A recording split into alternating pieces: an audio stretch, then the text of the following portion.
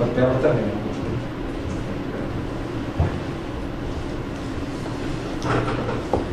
Bem, boa tarde. Dia 7 de abril de 2017, na sede da Procuradoria-Geral da República, presentes os membros do Ministério Público Eduardo Pelela, Ronaldo Queiroz, Pedro Costa e Sérgio Bruno. Compareceu o senhor Joézer Batista, acompanhado do seu advogado, Dr. Francisco Assis e Silva, para prestar esclarecimentos. Bem, senhor Joézer, o senhor já contextualizou a vinda aqui do senhor no termo de depoimento 1. Nesse termo de depoimento 2, nós gostaríamos que o senhor abordasse especificamente essas provas que o senhor nos apresentou, especificamente as recentes gravações que o senhor nos forneceu agora. Eu queria que o senhor fizesse isso de uma ordem cronológica e contextualizasse em que situação, em que contexto se dá essas gravações. Tá, Sérgio, boa tarde. Para começar, eu conheci o presidente Michel Temer, já tem 5, 6 anos. A primeira gravação, então, é com o presidente da República. O presidente Michel Temer eu conhecia há 5, 6 anos atrás, ele já como vice-presidente. Quem me apresentou ele foi o ex-ministro Wagner Rossi, nomeado por ele. E eu, ao longo desses anos, 5 anos, eu mantive relacionamento direto com ele, nunca teve intermediário, sempre através de... Ele me ligava, eu ligava para ele me mandava mensagem, enfim. Eu fiz várias visitas a ele, seja no escritório dele da Pan-Americana, seja lá no Jaburu, ou lá no outro escritório de advocacia que ele tem em São Paulo. Até o dia quando ele virou presidente da República, daí para frente, o então ministro Gedel, que eu já conheço de longa data, me procurou e me disse que mantivesse a continuidade do contato com o presidente se daria através dele, pelos motivos óbvios da agenda do presidente Michel passar a outra condição agora. Assim, a gente se relacionou ali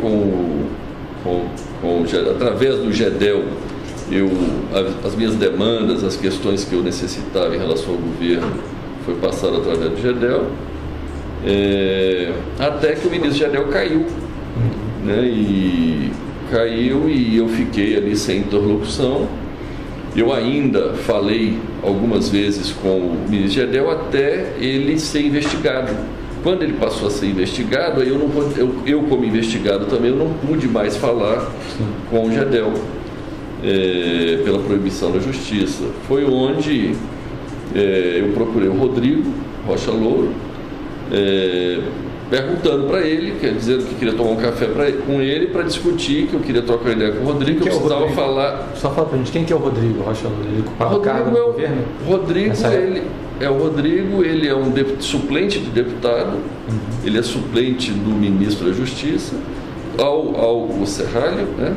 Quando ele assumiu o ministério, o Rodrigo passa então a ser deputado. Isso recentemente agora? Agora, recentemente. Mas quando eu liguei para ele ainda estava no Palácio. Ele era para o cargo profissional? Eu não sei oficialmente, ele é assessor da presidência. Assessor do Michel? Assessor da presidência. Eu liguei para o Rodrigo, falei, Rodrigo, eu precisava falar com o presidente Michel. E aí, isso era um sábado, aí passou um pouco mais tarde, ou no dia seguinte, o Rodrigo me ligou, até me comentou que o Michel teria me ligado. Eu olhei no meu celular, tinha realmente a ligação de Brasília, 061, às 5, 6 horas da tarde. Eu não conferi se essa ligação era dele, mas eu imaginei que sim. Mas no domingo, o Rodrigo me sugeriu que a gente tomasse um café no lobby de um hotel, na segunda-feira. Na realidade, eu não conheço, não tinha intimidade nenhuma com o Rodrigo. Eu me encontrei com o Rodrigo, mas eu sempre soube que ele é assessor, enfim. Se você recordou o nome do hotel? É no Fazano, aqui do centro de São Paulo. Certo. No hotel Fazano, no lobby, encontrei era meio-dia, ele até se atrasou um pouquinho, chegou meio-dia e 15. E ali eu não tinha intimidade com o Rodrigo e não sabia o que eu poderia conversar com ele, o que eu não poderia. O que eu pedi ao Rodrigo, falei, Rodrigo, eu repeti essa história, pedi a ele que, olha, eu precisava falar com o presidente Michel para dar continuidade à minha agenda aqui das questões que a gente sempre tratou lá atrás. Ele imediatamente já me disse que poderia ser no dia seguinte, terça-feira à noite, lá no Jaburu, e realmente aconteceu. Ele falou, pode se preparar que você encontra com ele terça-feira à noite lá no Jaburu e tal, eu organizo a forma de você entrar lá de forma discreta. E nesse dia no almoço, o Rodrigo tentou conversar comigo, explorar o que seria, mas como eu não conhecia o Rodrigo, não tinha intimidade nenhuma de conversar nada com ele, eu me ative a esperar, então, ir lá no dia seguinte falar com o presidente Michel. Na realidade, ô Sérgio, a gente vem, esse negócio das gravações, a gente vem fazendo alguns registros, entendeu, de reuniões e de coisas aí, e essa foi uma delas que eu particularmente registrei em áudio, porque eu achei que seria importante, enfim, estar registrando aquela reunião. E o senhor, que dia que foi essa reunião do Palácio? Então, eu falei ao telefone num sábado, dia 4 de março, dia 6, que era uma segunda-feira, eu estive lá no Fazano com o Rodrigo, dia 7 à noite no Jaburu, 10 horas da noite, no Jaburu com o presidente Michel. Aí depois do presidente Michel me autorizar que a pessoa seria o Rodrigo, eu tive mais 2 encontros com o Rodrigo, na semana seguinte, um dia 13 e um dia 16. Essa primeira reunião no Palácio, o senhor conversou em linhas gerais o que com o presidente? Então, em linhas gerais, eu até levei uma agenda, eu fui lá no intuito de saber basicamente o seguinte. Primeiro, voltando um pouco atrás, tem um problema do Eduardo Cunha e do Lúcio Funaro, né? Que o Lúcio Funaro é o operador financeiro do Eduardo, do esquema PMDB da Câmara, né? O esquema PMDB da Câmara é composto pelo presidente Michel, Eduardo, enfim, alguns outros membros. Eu fui lá dizer que, olha, o Eduardo está preso, o Lúcio está preso, e a gente paga lá uma mensalidade para o Lúcio, até hoje, e... Paga apenas para o Lúcio ou paga também para o Eduardo? Não, para o Lúcio é uma mensalidade. Para o Eduardo foi um montante.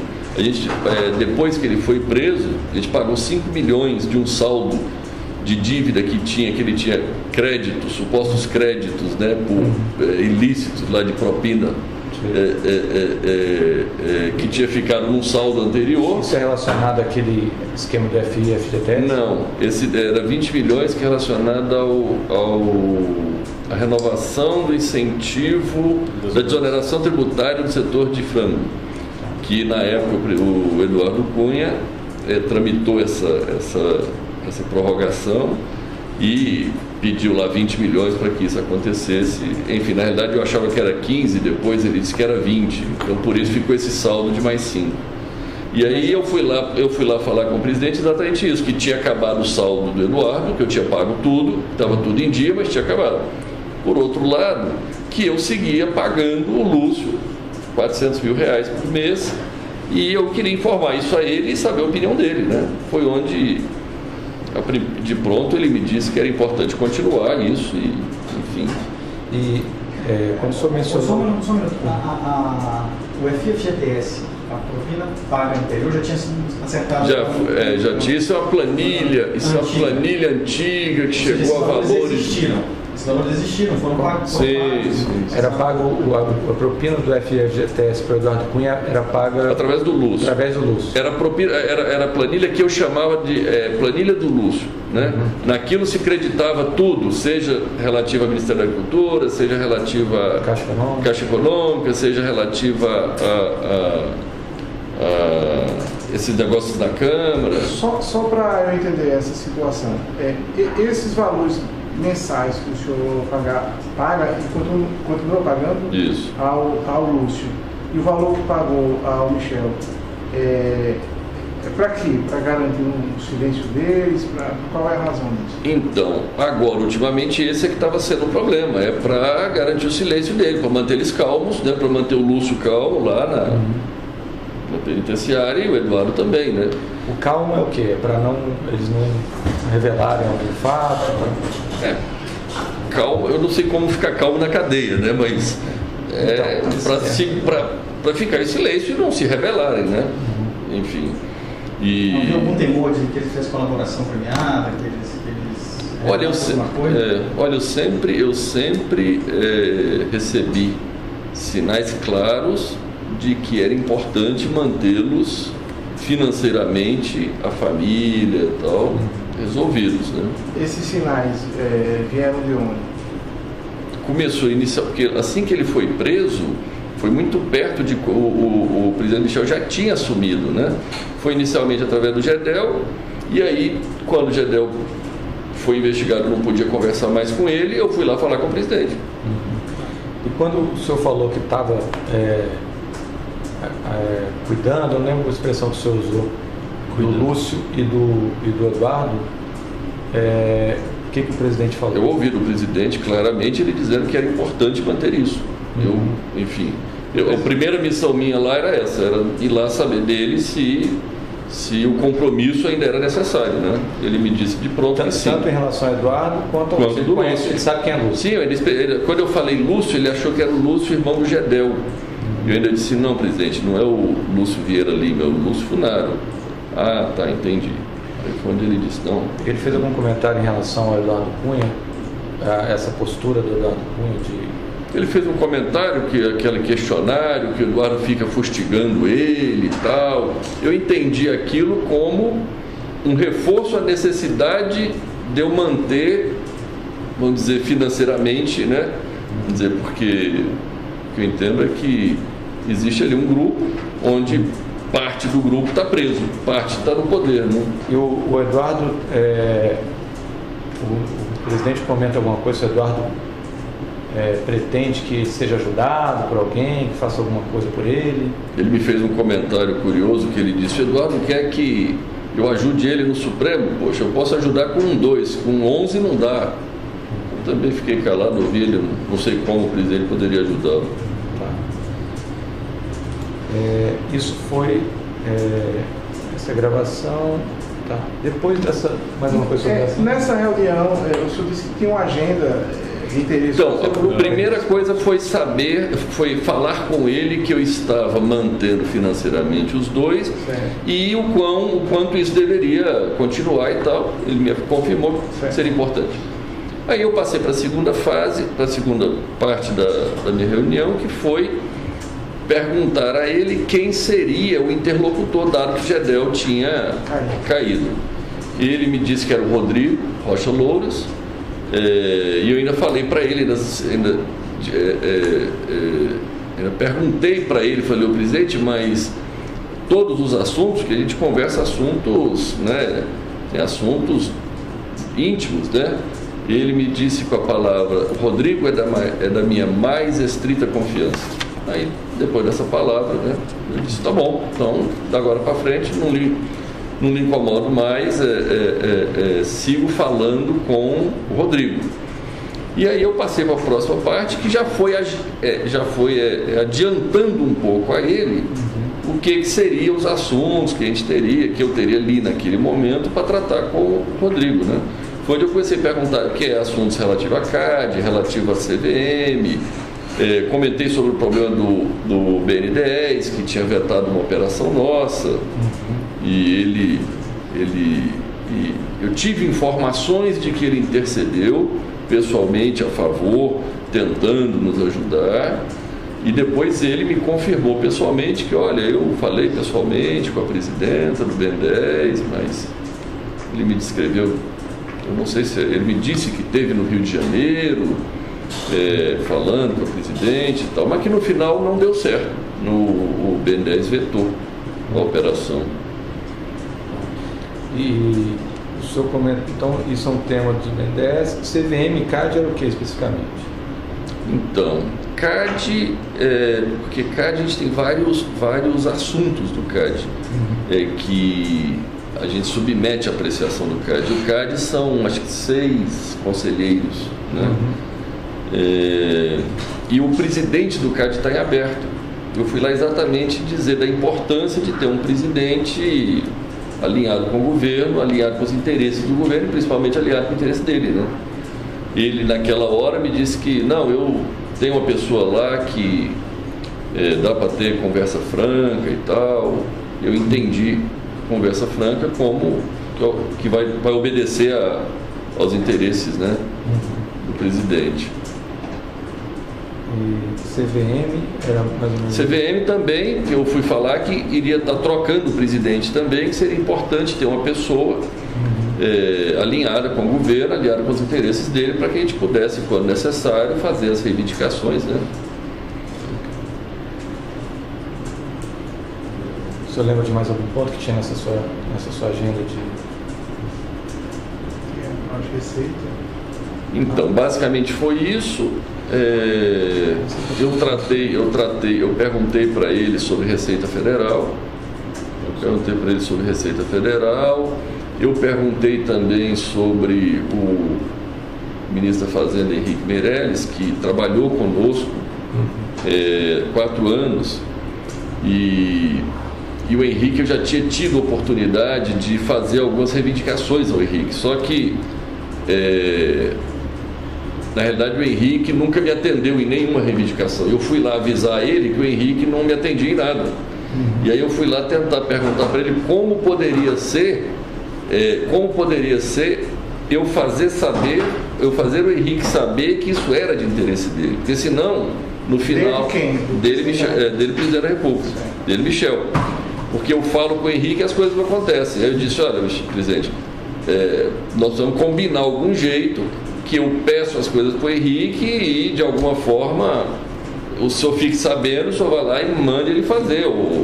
E assim se deu um pouco a conversa em torno disso, e assim ficou combinado. Ele falou: pode falar com o Henrique, você me avisa o assunto, ou até mesmo qualquer assunto que o Henrique vier falar comigo sobre você de interesse seu, já pode avisar para ele que tem o meu apoio.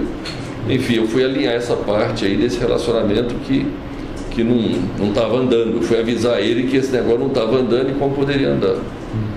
E basicamente acho que encerrei minha conversa com ele, combinando como poderia ser as próximas visitas, que tinha funcionado super bem ali, que eu entrei dando o nome do Rodrigo, né? Eu nem dei meu nome, ele até me perguntou: você deu seu nome? Eu falei: não dei, passei à noite, só abri o vidro, falei que era Rodrigo, entrei, parei direto na garagem e ele me atendeu ali no porão mesmo ali do Palácio do Jaburu. Combinei isso com ele, enfim, e basicamente foi isso. Ok. E podemos passar para o segundo dia? O segundo dia, o segundo evento. O segundo evento foi o quê? Um encontro com o Rodrigo? Enfim, dado isso... Que aí o senhor falou que ele avalizou o Rodrigo... Isso, ele avalizou e disse que o Rodrigo era a pessoa da mais estrita confiança dele. Eu falei: não, então tá bom, então eu vou seguir os meus assuntos com ele, e assim que eu achar necessário e importante, eu volto aqui a falar contigo. Eu registrei eu gravei essa minha reunião, assim como, enfim, gravei a do Rodrigo, as outras, e na realidade eu, quando gravei lá, eu não imaginava estar usando isso, né, para provar amanhã o que... Mas se é necessário, nós vamos, né? E quanto a essa segunda... Então, aí foi terça-feira, eu tive com o presidente Michel, aí eu fui, passou a semana, eu me encontrei com o Rodrigo dia 13, na segunda-feira, na minha casa, 3 horas da tarde.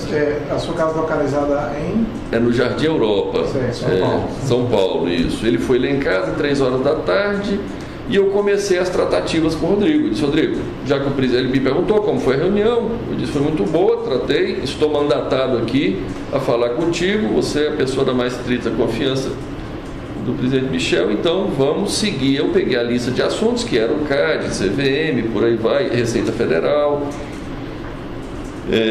Expliquei, fiz um apanhado geral de quais eram as demandas, e o mais iminente ali era a questão do CAD, que tinha uma reunião logo em seguida e tal. Eu falei, Rodrigo, vamos focar na questão do CAD, a gente resolve o CAD, depois a gente vai para as outras demandas. Só uma pergunta, isso foi dia 15? Dia 13, na segunda-feira. 13. Isso. Essa é a que está apresentada? Essa é que está em casa. Aqui não trouxe. A que eu não trouxe é no Fazano. Não trouxe no Fazano. Essa é na casa, tá aí. Lá em casa, dia 13, foi onde eu comecei as tratativas iniciais mais macro e fiquei combinado de dia 16 ir na casa dele, já com as questões mais específicas, detalhadas. Então deixa eu entender, a conversa com o presidente foi dia? 7 à noite, terça-feira. 7 de março. A primeira conversa com o Rodrigo foi segunda, 6. Eu tive na terça-feira à noite, com o presidente Michel, 7. Aí eu tive na outra segunda, o Rodrigo esteve lá em casa. 13. Aí eu tive na casa do Rodrigo dia 16, quinta. Isso. Aí quinta eu tive lá com aqueles mesmos assuntos mais detalhados. Eu levei 2 casos específicos, que era o caso do CAD e o caso da Receita Federal. Onde a questão do CAD basicamente é porque a gente está reclamando no CAD contra a Petrobras, que a Petrobras exerce na nossa visão, um monopólio do gás boliviano. E nós temos uma termoelétrica que vive do gás boliviano. A Petrobras tem um contrato onde ela tem a preferência total de todo o gás. E ela compra todo o gás e eu fico sem o gás para rodar, para funcionar a térmica. É uma térmica grande de 480 megas. Em Cuiabá. O senhor explicou isso para o Rodrigo, o que ele fez? Ele entendeu perfeitamente, ele fez várias perguntas, ele se interessou, ele foi bem diligente, entendeu perfeitamente. E depois quando estava claro para ele o que era a situação, ele ligou para a secretária dele, pediu para conectar com alguém do CAD que eu não conhecia. Ele até botou em viva voz para me ouvir. E ele falou com acho que é Gilvando, uma coisa assim. Falou do caso, explicou e tal, e explicou que seria importante olhar com carinho a questão, explicou como ia ser as reuniões e tal. E, assim, para mim ficou claro ali que a coisa ia andar, né? Aí quando ele desligou, ele me falou, ele entendeu a ligação. Essa decisão do CAD poderia representar um benefício econômico? Então, eu expliquei a relevância dessa decisão. A relevância dessa decisão é entre a planta não funcionar, ficar parada, ou seja, não gerar nenhum resultado, ou gerar... planta, só para ficar claro, a planta é a usina. É uma usina termoelétrica. É a termoelétrica de Cuiabá. Tá. Ela entre ficar parada ou funcionando, ela pode, eu expliquei isso para ele, pode ganhar 1 milhão, 2 milhões ou até 3 milhões por dia, né? Eu estava falando ali para ele entender a relevância do assunto, né? Ele entendeu.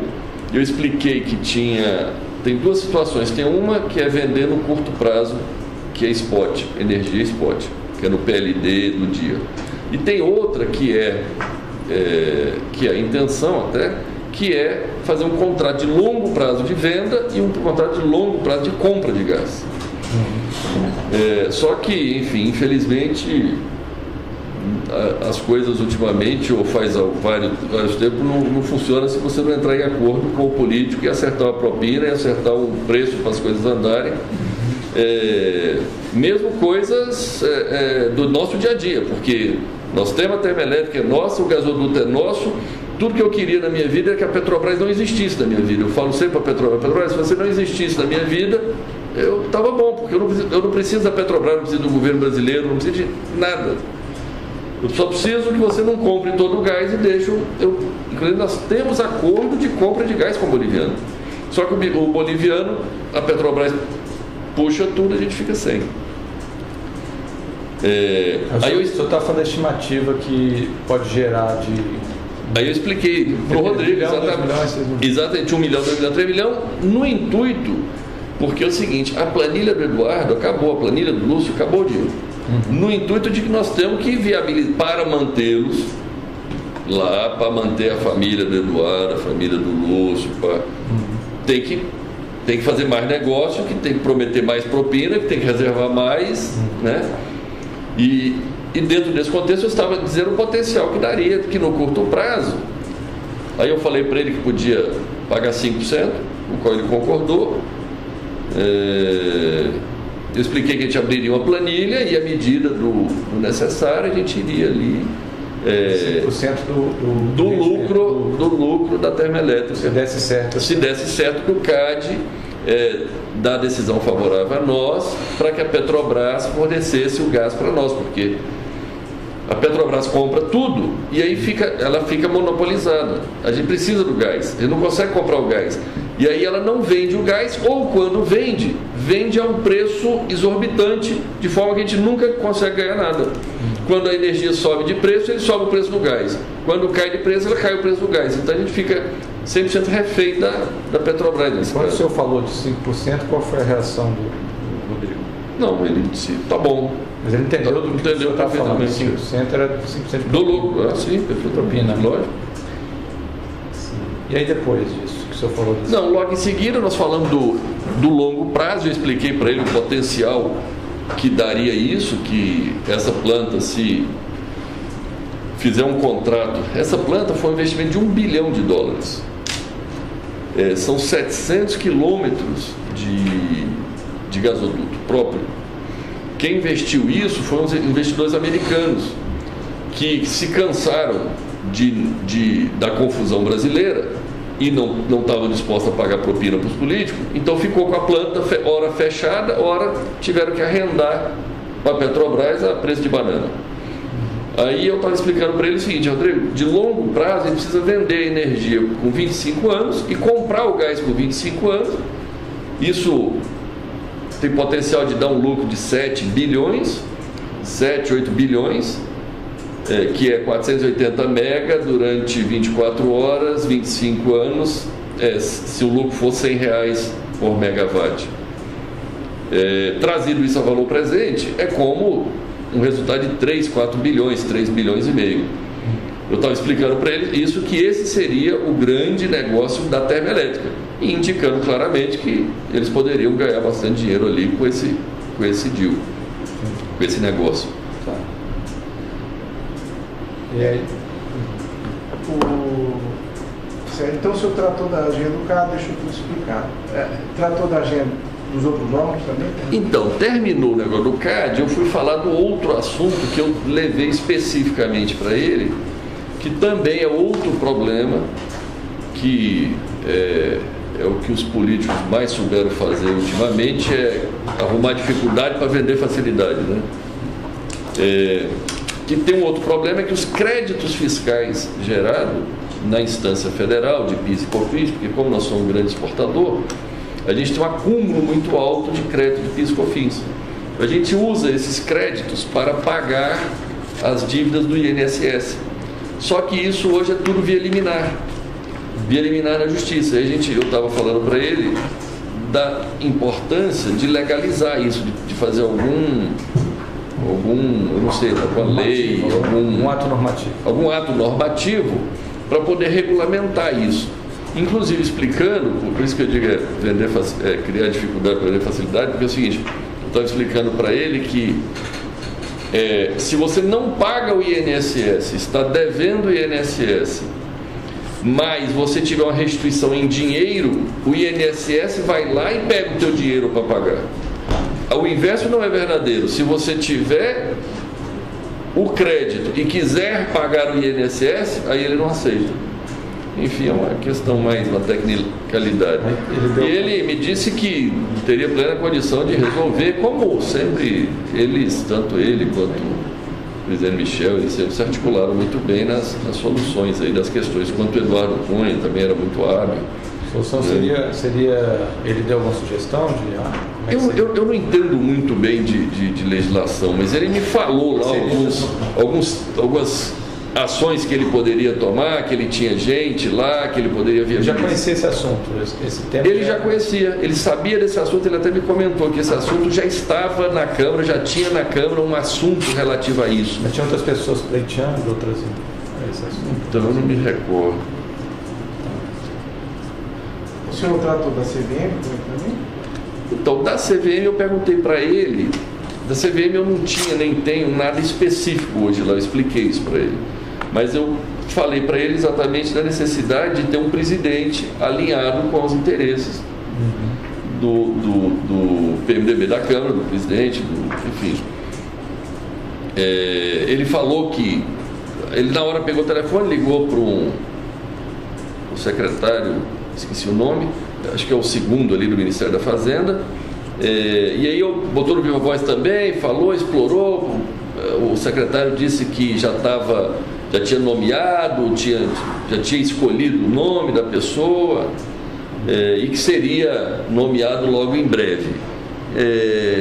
Eu percebi que o Rodrigo não conseguiu avançar muito mais com esse secretário, acho que ele não tinha a mesma intimidade com esse secretário do que demonstrou com o outro do CAD, né? Então ali ele ficou mais contido. Aí ele desligou e ainda disse, eu não quis perguntar quem era, o nome do... Ele não revelou o nome. Não. E aí ele também não teve, acho que não teve coragem de perguntar quem era o nome ou tal. Ele faz ele ligar assim, no Viva Voz, e colocar para você ouvir... Olha, eu fiquei surpreso, viu? O senhor interpreta isso como? Eu queria mostrar que estava... Como eu não conhecia ele, né? O que eu entendi é que ele estava querendo me mostrar que ele era muito bom articulador que ele era... Porque eu não conhecia ele, eu tratava com o Eduardo antigamente, tratava, né, depois do Eduardo, Eduardo Cunha. Eduardo Cunha. O que eu entendi é que ele queria mostrar o quão proativo ele era, né? O quão eficiente, talvez. PGFN, o senhor tratou? Tem algum problema? Então, não, quando a gente fala da Receita, é a PGFN. É Procuradoria Geral Fazenda Nacional. E toda essa história que eu te contei é da PGFN. Quando fala Receita, é PGFN. Ele comentou também, você está me falando aí um negócio que eu não tinha lembrado, ele comentou também que eles estavam vendo para trocar o secretário da Receita, o Rachid e tal, que eles estavam olhando para fazer mudanças e tal. Vocês conversaram também, o senhor falou que conversou sobre a situação do Eduardo Cunha e do Lúcio Funari com o presidente Michel Temer.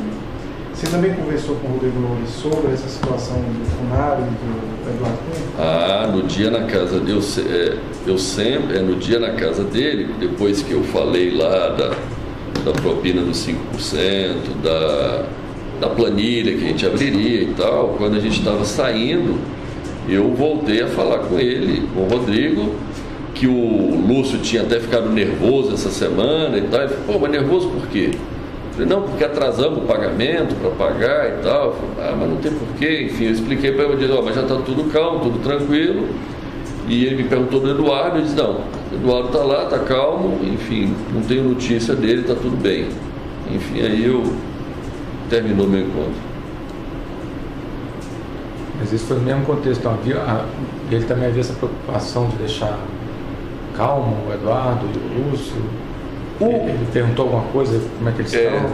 O Rodrigo em si nunca me falou diretamente, até porque eu não sei se o Rodrigo sabe o quão importante é manter foi o primeiro encontro que eu tive com o Rodrigo e eu tive com o Michel quando era mais o Gedel e o Michel, era bastante consolidada a ideia de que todo mundo sabia o que estava acontecendo. O Rodrigo, eu conheci ele, foi uma, duas conversas, né? Eu tive com ele 3 vezes. Né? Enfim, porque eu não me relaciono com o Rodrigo, né? 100% do meu negócio é com o presidente Michel.